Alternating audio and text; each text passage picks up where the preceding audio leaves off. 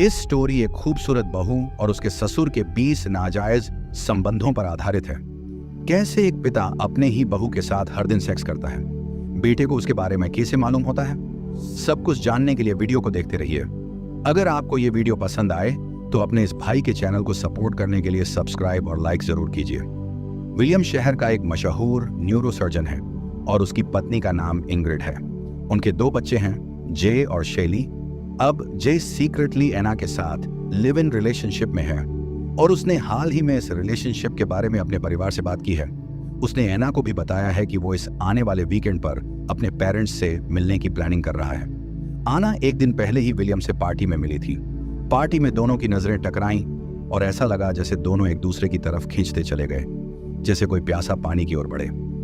आना की नजरों में विलियम के प्रति काम वासना साफ दिखाई दे रही थी और यही वजह थी कि उसने विलियम के दिल में वासना की चिंगारी जला दी।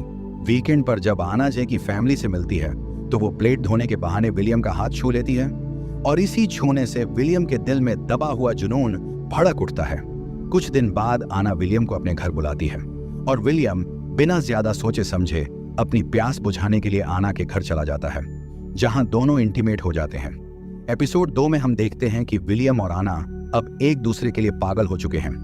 आना विलियम को इस नाजायज रिश्ते के कुछ नियम बताती है, जिनमें सबसे पहला यह है कि सिर्फ आना ही विलियम से संपर्क करेगी और जो कुछ भी उनके बीच होगा वो बस इन 4 दीवारों के अंदर ही रहेगा। एक दिन विलियम आना के बुलाने पर उसके घर चला जाता है, लेकिन वहां उसकी मुलाकात पेगी से हो जाती है। पेगी को देखकर विलियम हैरान हो जाता है। पेगी आना की दोस्त है और वो उस मकान की मालकिन भी है जहां आना रह रही है। आना तुरंत विलियम को इत्मीनान दिलाती है कि उनके बीच जो कुछ भी चल रहा है, पेगी को इसके बारे में कुछ भी पता नहीं चलेगा। अगले दिन विलियम फिर से आना से मिलता है और दोनों एक बार फिर इंटीमेट हो जाते हैं। इस बार आना उसे अपनी एक डायरी के बारे में बताती है, जिसमें वो उनके बीच के रिश्ते के बारे में लिखती है। इसी मौके पर वो विलियम को अपने जीवन का एक डार्क सीक्रेट भी बताती है। उसका भाई उसके प्रति ऑब्सेस्ड हो गया था और वो आना के साथ शारीरिक संबंध बनाना चाहता था। जब आना ने मना किया तो उसके भाई ने आत्महत्या कर ली थी। अब जब विलियम आना के घर से निकलता है, वो डायरी का एक पन्ना अपने पास रख लेता है। दूसरी तरफ विलियम का व्यवहार बदलने लगता है, जिसे घर के फैमिली मेंबर्स भी नोटिस करते हैं। जैसे जब वो म्यूजिक सुनता है तो शैली हैरान हो जाती है और विलियम का बार बार मोबाइल देखना इंग्रिड के शक को और बढ़ा देता है। इंग्रिड उसके साथ बाहर टूर पर जाना चाहती है क्योंकि जे और आना पेरिस जाने वाले हैं। विलियम को जैसे ही इस बात का पता चलता है तो डेस्परेशन में वो यूरोप में कॉन्फ्रेंस का बहाना करके आना का पीछा करते हुए पेरिस पहुंचता है और ठीक उनके सामने वाले होटल में रुकता है। विलियम शाम को आना को कॉल करके सुनसान जगह पर बुलाता है। दोनों वहीं पर मिलते हैं और सेक्स करने लगता है। अगले दिन जे और आना होटल से चेकआउट करते हैं। उसके बाद विलियम उसी कमरे को बुक करता है जहां पर वे ठहरे थे। विलियम जब उस कमरे में जाता है तो आना की महक और उसकी आवाजें उसे सुनाई देने लगती हैं। वो आना के पेड़ और पीलू को सूंघने लगता है। मानो या ना मानो, आना ने एक भले इंसान को वासना की आग में झोंककर पूरी तरह बदल दिया था। घर लौटने के बाद आना और पेगी एक पार्टी कर रहे होते हैं। इसी दौरान आना अपने और विलियम के 20 अफेयर के बारे में सब कुछ पेगी को बता देती है। पेगी एक अच्छे दोस्त की तरह उसे यह सब रोकने की सलाह देती है, लेकिन आना, जो अब पूरी तरह से इस रिश्ते में खो चुकी है, उसकी बात को नजरअंदाज कर देती है। जब विलियम लंदन वापस लौटता है तो वो इंग्रिड के साथ डिनर कर रहा होता है। तभी उसे आना का मैसेज आता है। अपनी बीवी के शक भरे सवालों को नजरअंदाज करते हुए वो आना को कॉल करता है। आना उसे बताती है, तुम्हारा बेटा मुझे शादी के लिए प्रपोज करने वाला है, तो मैं उसे क्या जवाब दूं? विलियम थोड़ी देर चुप रहता है और फिर कहता है, तुम उसे हाँ कह देना। इसके बाद आना खुशी खुशी मान जाती है क्योंकि उसे लगता है कि इससे वो विलियम के और भी करीब आ सकेगी। एपिसोड 3 में आना की हाँ से सभी फैमिली मेंबर्स उसके साथ डिनर करते हैं। डिनर के बाद विलियम वॉशरूम चला जाता है और आना भी उसके पीछे पीछे पहुंच जाती है। विलियम उसे बताता है कि उनके इस राज के बारे में किसी और को पता चल गया है और वो इंसान उसे मैसेज करके धमकी दे रहा है। आना को यह सुनकर पेगी पे शक होती है, इसलिए डिनर के बाद वो तुरंत पेगी से मिलने चल पड़ती है। पर पेगी कहती है, मैं तुम्हारी पर्सनल लाइफ में दखल नहीं देना चाहती, भले ही मुझे तुम्हारे और विलियम के रिश्ते की मंजूरी नहीं हो, फिर भी मैं मरते दम तक तुम्हारा साथ दूंगी। अगली सुबह विलियम और आना फिर से मिलते हैं। तभी विलियम को एक मैसेज आता है जिसमें लिखा है, आज शाम की स्पीच के बाद मैं तुम्हारी पोल खोल दूंगा।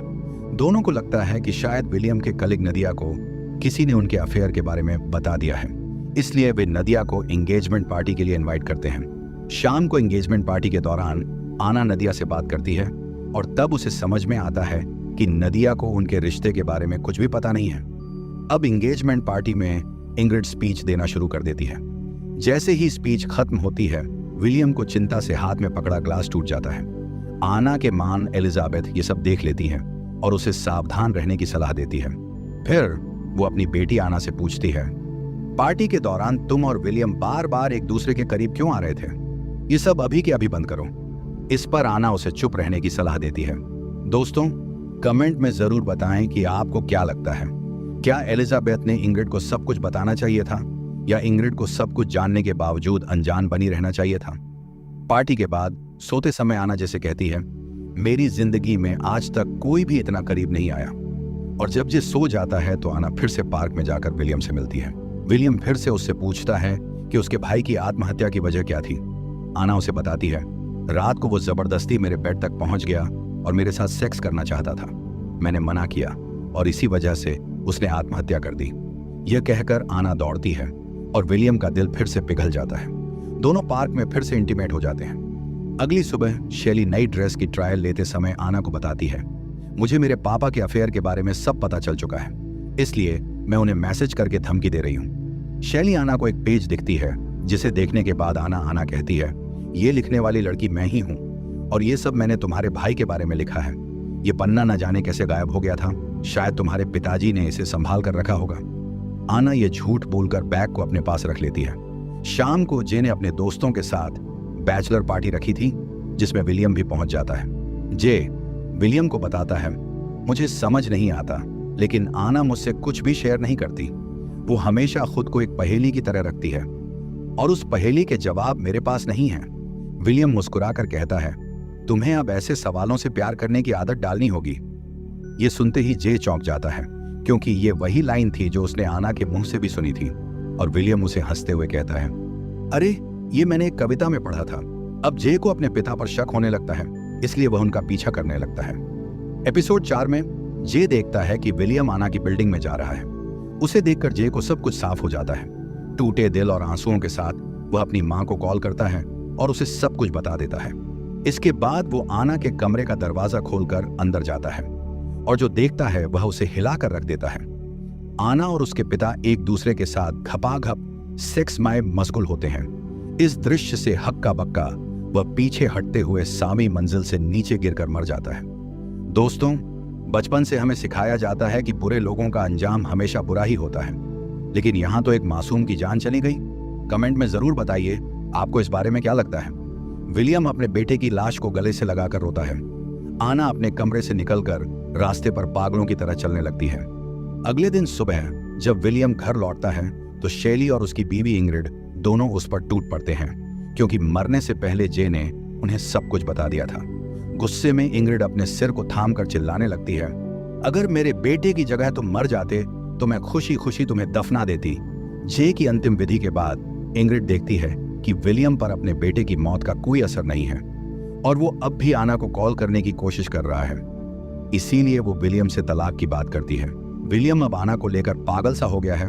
वो दिन भर आना को ढूंढने की कोशिश करती है जबकि आना अकेली ही हनीमून पर चली गई है।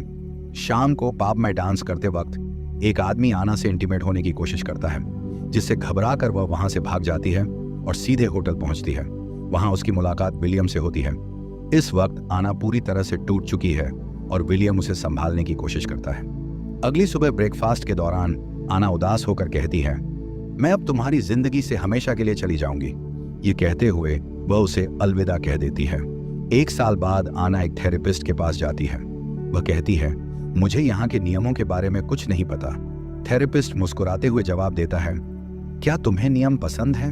इस पर आना सोचने लगती है, क्या उसने विलियम के साथ बनाए गए नियम तोड़ने की वजह से ही ये सब कुछ हुआ, या फिर उसका अगला शिकार यही थेरेपिस्ट बनने वाला है। इसी सस्पेंस के साथ ये वेब सीरीज खत्म हो जाती है। दोस्तों, आपको मेरा एक्सप्लेन कैसा लगा? कमेंट में जरूर बताइए और अगर आप चैनल पर नए हैं तो प्लीज सब्सक्राइब कीजिए। Thank you so much.